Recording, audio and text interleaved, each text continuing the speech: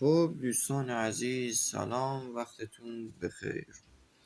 تو این ویدیو من قصد دارم به صورت کامل کار با صرافی توبیت رو به شما آموزش بدم و تک تک قسمتاشو بریم با بررسی کنیم، ببینیم چی داره، چجوری هست و تک تک قسمتاشو بهتون توضیح خواهم داد در ادامه ویدیو. خب بریم. صرافی توبیت چند تا چیز من اول کار بهتون بگم. صرافی به شدت معتبری است در زمین ارز دیجیتال، معاملات اسپات، معاملات فیوچرز. صرافی بسیار بسیار کاربردی و خوبی است و همچنین معتبره، همچنین نیازی به احراز هویت نداره.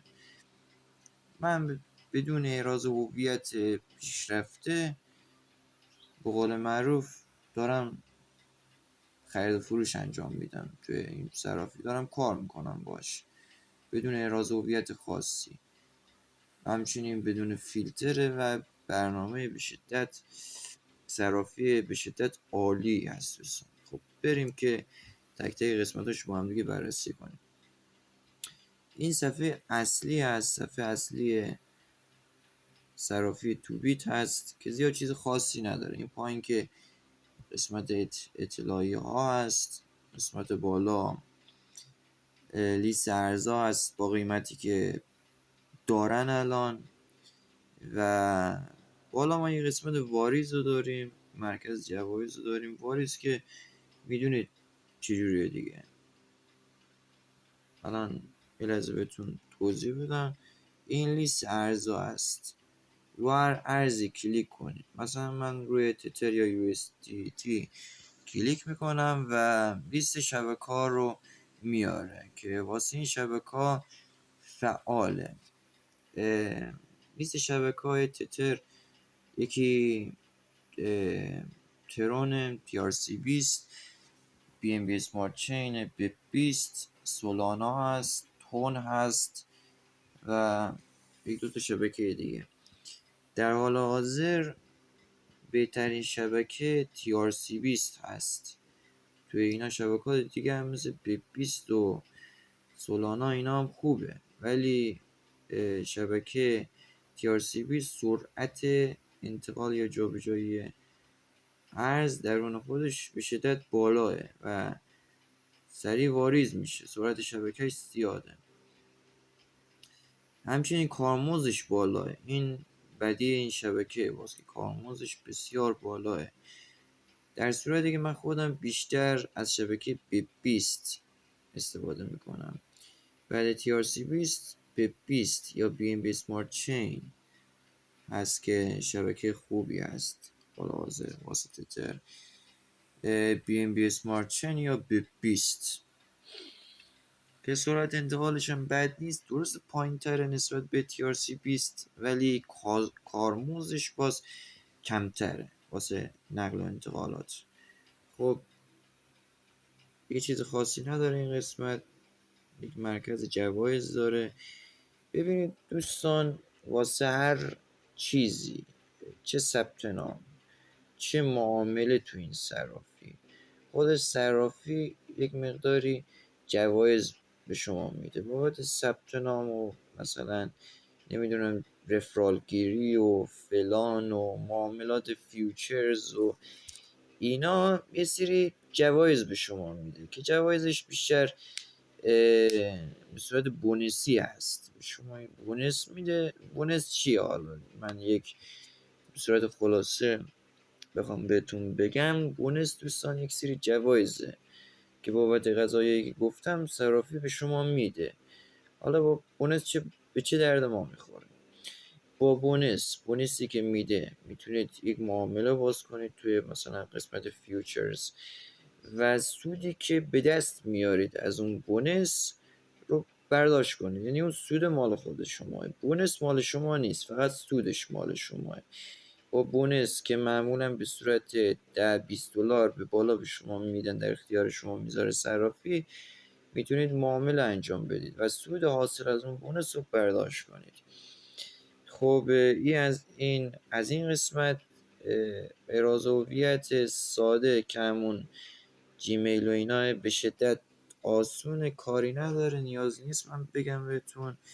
و فقط یک قسمتی داره که قسمت مهمی است، من باید به شما بگم. توی قسمت اول که شما این برنامه رو تازه نصب بکنین و واردش بشین، کلا صرافی انگلیسی هست و الان در ادامه بهتون یاد میدم که چجوری برید تو قسمت لنگویج و فارسی کنید، زبان فارسی رو انتخاب کنید. و یکی از خوبیت هایی که داره این صرافی اینه که از زبان فارسی پشتیبانی میکنه و این خوبیتیه که داره. خب تو قسمت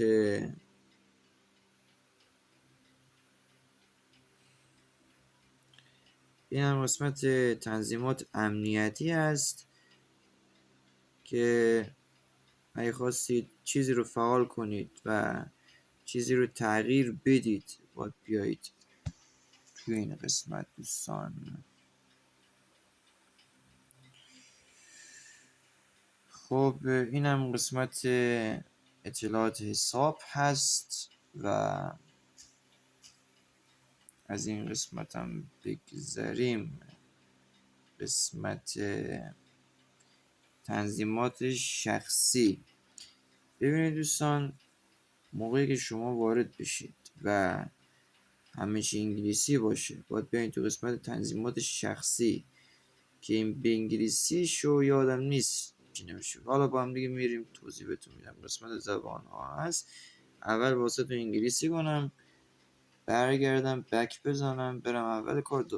شما موقعی که وارد برنامه بشید تازه همه چی انگلیسی هست واسه شما. خب از قسمت این آیکون بالا، آیکون سمت چپی که این بالا قرار داره، کلیک میکنید این آیکونو و وارد یه همچین صفحه میشید. تو این صفحه قسمت preferences این قسمت رو باید کلیک کنید دوستان. preferences این قسمت رو کلیک میکنید. از قسمت بالا سمت چپ قسمت language زبان ها رو کلیک میکنید و فارسی که این پایین هست رو کلیک میکنید و زبان صرافی فارسی میشه دیگه. خب دیگه چیز خاصی نداره دیگه. این قسمت به قول معروف پروفایل شما هست. از این قسمت ما بگذاریم. قسمت بازار رو ما داریم. قسمت بازار میتونید در قسمت بازار لیست ارزها رو ببینید با قیمتی که دارن، که قیمتش در طول روز یا به قول معروف هر ثانیه تغییر میکنه. از ارزهای زیاد این صرافی پشتیبانی میکنه. به خوبیتی هم بداره همینه که از بیشتر ارزهای دنیا این صرافی پشتیبانی میکنه و کارمزدی که واسه نقل و انتقالات میگیره کارمزد بسیار کمی. یا برای مثلا نقل و انتقالات تو خود صرافی مثلا موجودی اثبات ما مثلا $10 مثلا این قسمت موجودی اثبات ما هست که من الان پولی ندارم فعلا، هرچی پول داشتم اون برداشتم از این صرافی.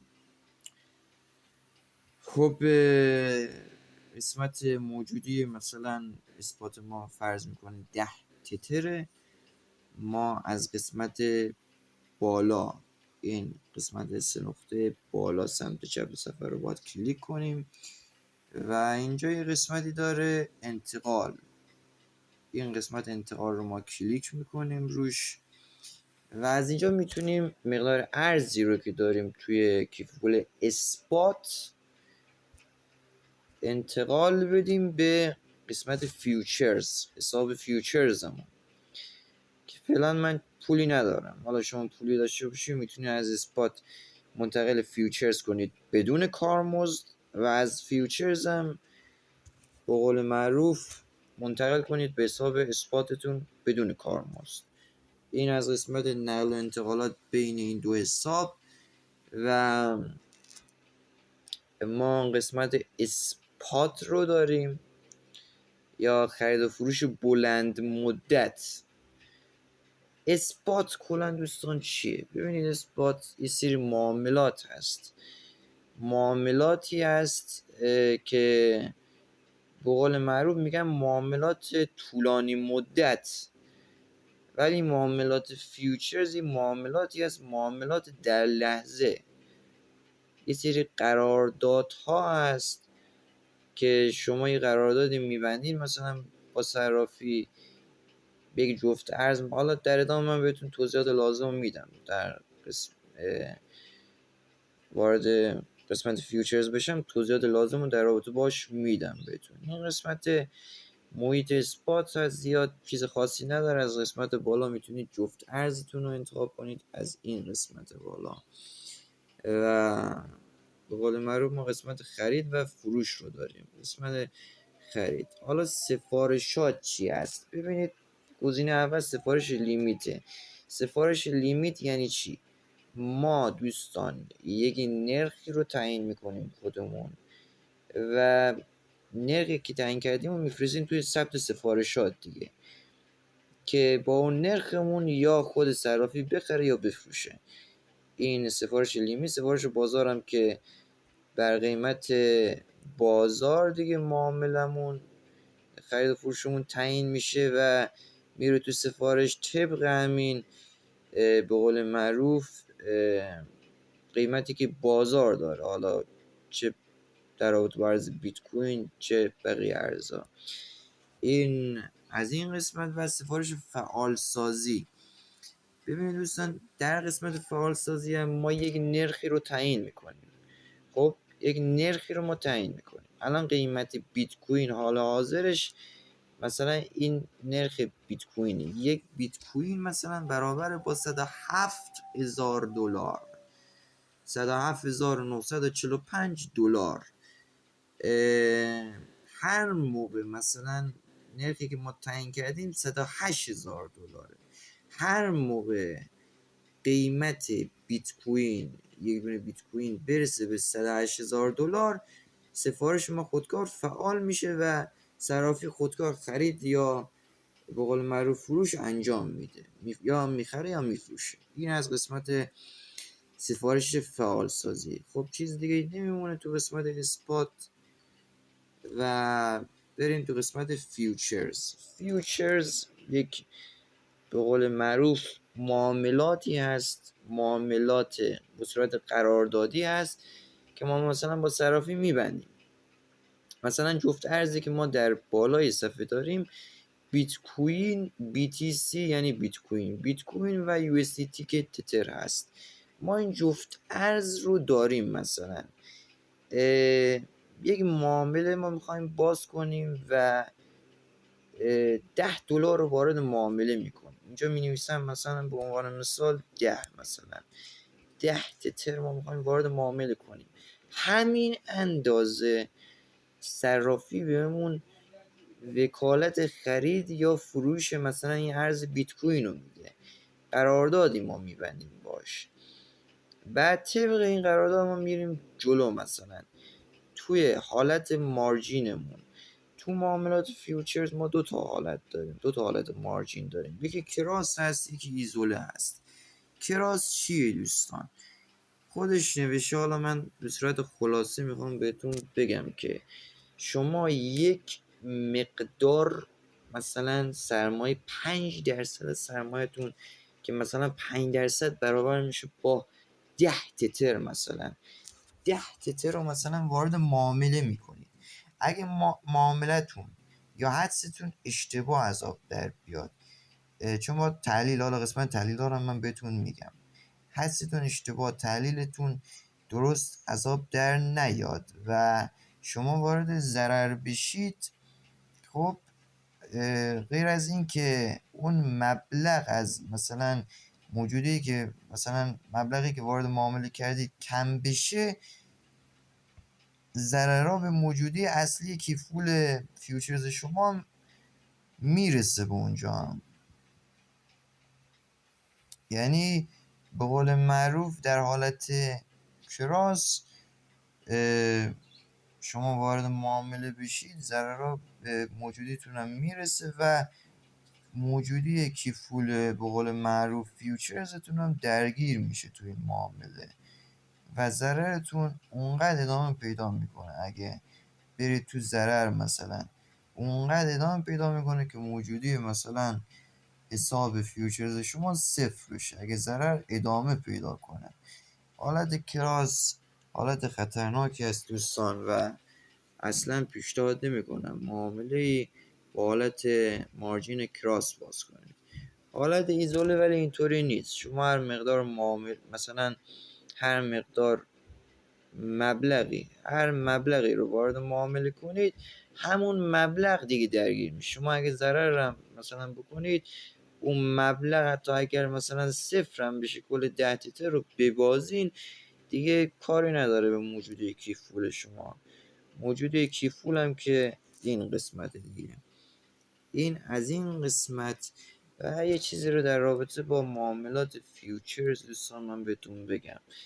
معاملات فیوچرز یه سری قراردادها هستن که شما با صرافی میبندید و مثلا یک تحلیلی میکنید. به عنوان مثال تحلیل میکنید که بیت کوین قراره مثلا روند نزولی رو مثلا پیش بگیره. خب با صرافی یه قراردادی میبندین، صرافی وکالت فروش این مقدار مثلا بیت کوین رو به شما میده، مثلا برابر با همون 10 تتر حالا هر چقدر بشه اون مقدار وکالت مثلا فروش بیت کوین رو به شما میده. اگه پیش بینیتون درست حساب در بیاد و روند نزولی بشه و پوزیشن شورت باز کنید سود کلانی میکنید. در رابطه با این ضریبم بگم شما این ضریب رو در معاملات فیوچرز میتونید تغییر بدید. حالا هر ارزی باشه، بیت کوین باشه، از ضریب $1 تا 200 هر چیز ضریبتون بالاتر باشه امکان لیکوید شدن شما بیشتره، امکان سودتون هم بیشتره اگه تحلیلتون درست از آب در بیاد. مثلا شما 10 تتر رو وارد معامله کردید، همین اندازه مثلا وکالت فروش این مقدار بیت کوین مثلا n تومن مثلا بیت کوین رو به شما صرافی میده با ضریب 200، یعنی 200 برابرش انگار به شما میده که اگه شما سود کنید سودتون چندین برابر میشه و اگه ضرر هم کنید ضررتون چندین برابر میشه و امکان داره لیکوید بشید. لیکوید به چه معنای دوستان؟ اگر ضررتون بیش از حد انتظارتون پیش بره و برسه به اون رقمی که لیکوید شدن در نظر گرفته شده به اون رقم برسه، کل سرمایه و موجودی شما صفر میشه. لیکوید شدن یعنی از دست دادن سرمایه. اینطوری من به صورت خلاصه بهتون بگم. حالا قسمت فیوچرز قسمت مختلف دیگه هم داره که وقت نمیشه من تو این ویدیو بقیه قسمتاشو بهتون بگم با هم دیگه بررسی کنیم. برای همین به صورت خلاصه بهتون توضیح دادم که همینقدر بدونید از معاملات فیوچرز. بعداً یک ویدیوی به صورت اختصاصی در رابطه با معاملات فیوچرز مثلا روندش اینا براتون میسازم و قرار میدم توی کانال انشالله. فعلا همینقدر بدونید کافیه. این از این قسمت هم سفارش دادم که بهتون توضیح دادم دقیقا مثل همون قسمت. و پوزیشن لانگ یعنی سودی، پوزیشن شورت هم یعنی نزولی دیگه. کلا معاملات فیوچرز بر مبنای تحلیل شما هر تحلیلی کنید و معامله باز کنید اگه تحلیلتون درست باشه سود کلان میکنید. اینطوری بهتون بگم. من خودم 5 روز به سود $10 تقریبا کردم تو همین معاملات فیوچرز. شاید در حد 1 دقیقه 2 دقیقه کار کردم. باید بلد باشید خودتون سود میکنید. حالا یک ویدیو جداگانه واسهتون میسازم انشالله. ما قسمت دارایی ها رو داریم. راستی من برگردیم به قسمت فیوچرز. از قسمت پایین یک فلش کوچیکی داره رو به بالا، این رو کلیک کنید نمودار تکنیکالی به قول معروف ارز بیت کوین واسه شما به نمایش در میاد که این نمودار روند صعودی و نزولی بیت کوین رو داره به شما نشون میده که در چه بازه زمانی بیت کوین چه روندی داشته، اینو داره به شما نشون میده. اینم از این قسمت. بریم قسمت دارایی. توی این قسمت دارایی ما قسمت واریز که بهتون توضیح دادم، قسمت برداشت انتقال هم که بهتون توضیح دادم، قسمت هم پایین هم که چیزی نداره. قسمت پایین گردش حساب هست، گردش حساب هست. و قسمت برداشت رو من کلیک میکنم.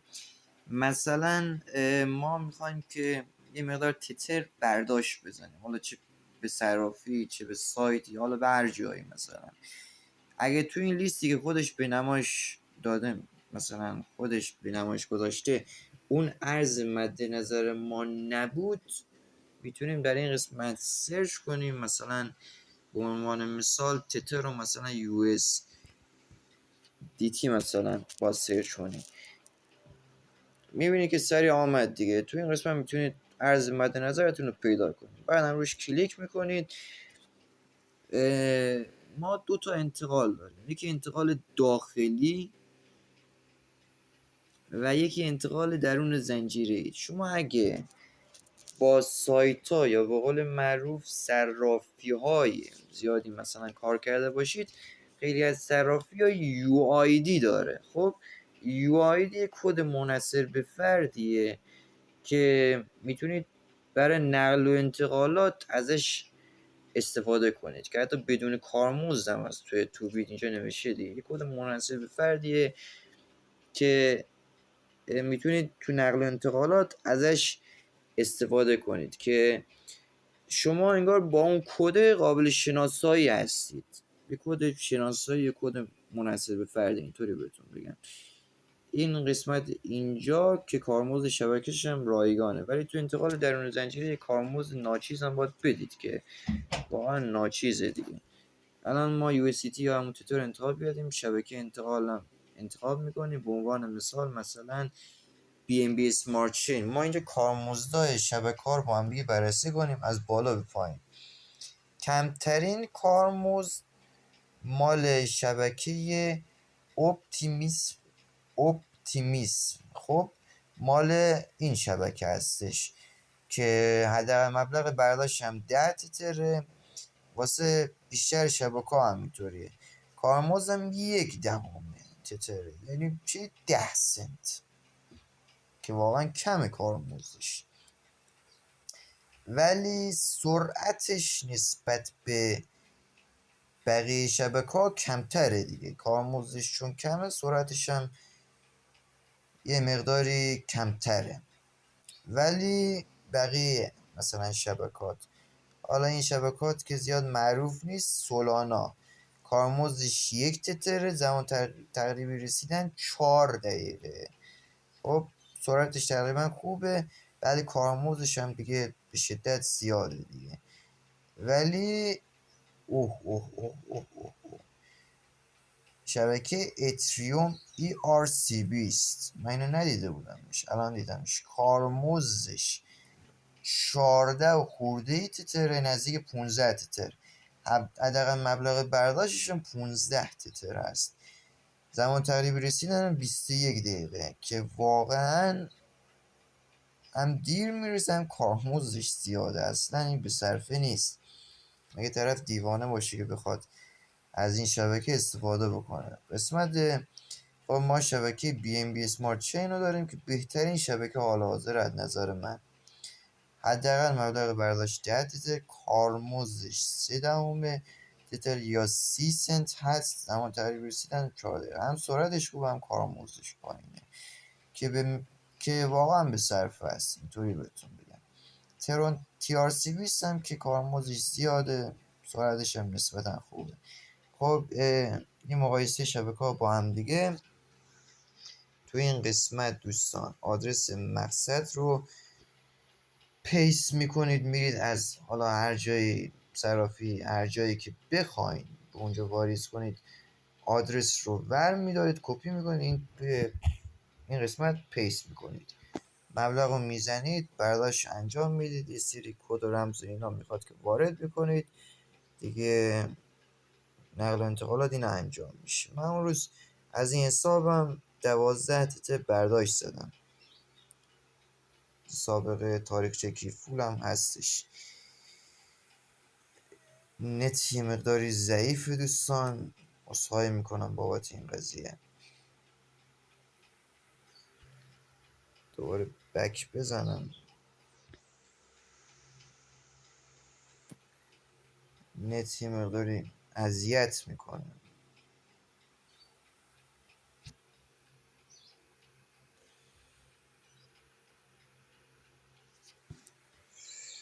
خب آمدش قسمت برداشت حساب.